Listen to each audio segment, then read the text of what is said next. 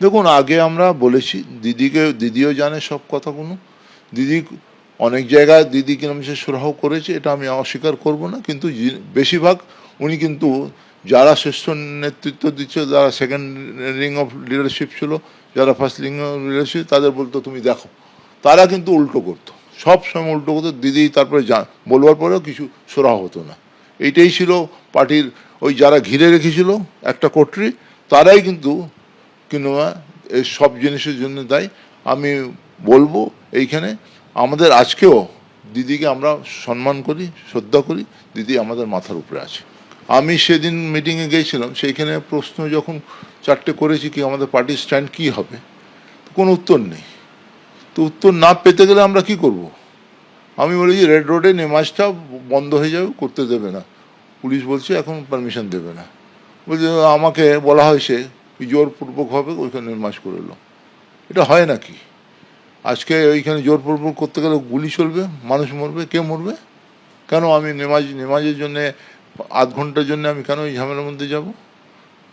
আজকে সেই জন্যে গণতন্ত্র যেখানে নেই, যেখানে পার্টি এত বড় কিরমছে ফলের পরে কিরমছে কেউ রাস্তা নেই, আমরা মার খাচ্ছি, আমাদের নামে কেস হচ্ছে, কোনো শ্রেষ্ঠ নেতৃত্ব যারা দেয় তারা কোনো খবর নিচ্ছে না, তারা পাশে দাঁড়াচ্ছে না, তা আর কি বলবো?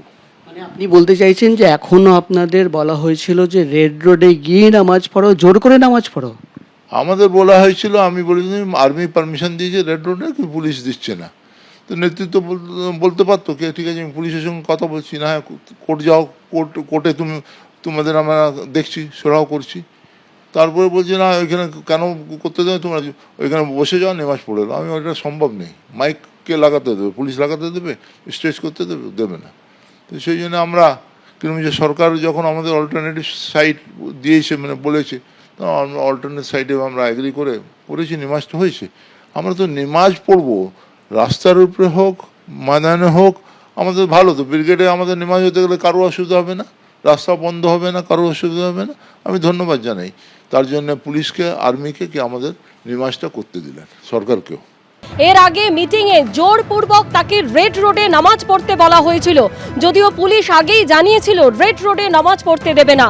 ওই দিন যদি নামাজ পড়তাম তাহলে রেড রোডে অশান্তি হতো। ব্রিগেডে নামাজ পড়লাম, নতুন মুখ্যমন্ত্রীকে ধন্যবাদ জানাই। তিনি আরো বলেন কালীঘাটের বৈঠকে বেশিরভাগ পুরনো লোকের কথা শোনাই হতো না। ঠিক কি অভিযোগ করেছেন জাভেদ খান, শুনুন। বলছি যে বর্তমানে যা পরিস্থিতি, দলের পরিস্থিতি, একটা অংশ বিক্ষুব্ধ, তারা বৈঠক করছে, এই পরিস্থিতির জন্য কাকে দায়ী করেন আপনি? শ্রেষ্ঠ নেতাদের দায়ী করি। গণতন্ত্র ছিল না পার্টির মধ্যে, আমাদের কোনো বক্তব্য কেউ শুনতো না, শুনেও কিছু অ্যাকশন হতো না। সেই জন্যে বেশিরভাগ লোক কিন্তু এটাই বলছে, বেশিরভাগ আমরা যারা আছি তাদের কথা শোনা হতো না। এবিপি আনন্দ, এগিয়ে থাকে, এগিয়ে রাখে।